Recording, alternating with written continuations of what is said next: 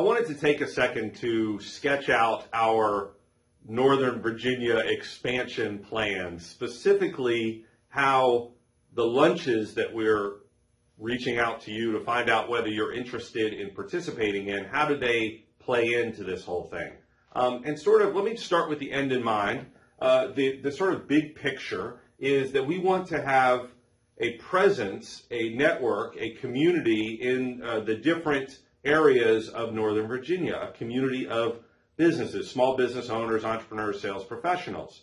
The reason for that is because my sort of talent or interest is in connecting businesses to each other, helping them develop themselves as businesses to be more profitable and more sustainable, and to be able to have a better experience of life as a business, and then to use that to help the community, right? To use that to help fund events or fund programs or support organizations in the community.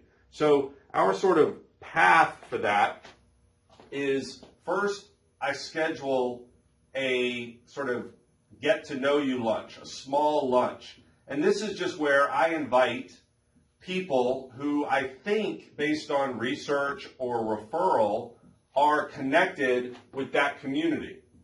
So let's just say, as an example, Falls Church. So I might ask my network, does anybody know of a business that's active in Falls Church, or that's a networker type business in Falls Church? Or I might look on the website and see types of businesses like realtors or insurance people or personal trainers or chiropractors, and just reach out to them, or reach out to an existing group and say, do you have people that are really kind of hyper-local that really want to focus on community building in Falls Church? So that's step one. That's just a small lunch. We get together and discuss. I'll talk to you about more about what I'm going to be talking about later on this video, which is what we can do to help launch and grow a community networking group. But if there's interest, then we move on to step two, which would be planning a community networking lunch.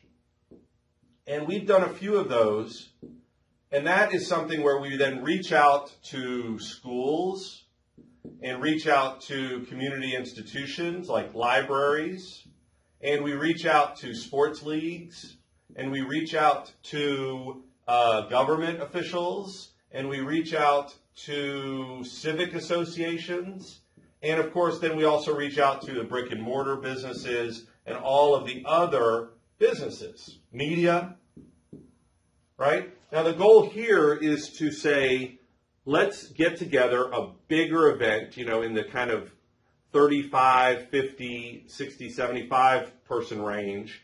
And we do that at a restaurant, and we just invite people to come together. And we're in that goal, we're sort of trying to create almost like a who's who directory for that community. So this would be the people, the influencers, the connectors in Falls Church, let's say. At that point, if we have interest, then we take this and build on it, and then I start implementing the sort of community growth model, which involves a website, it involves regular lunches, it involves a newsletter,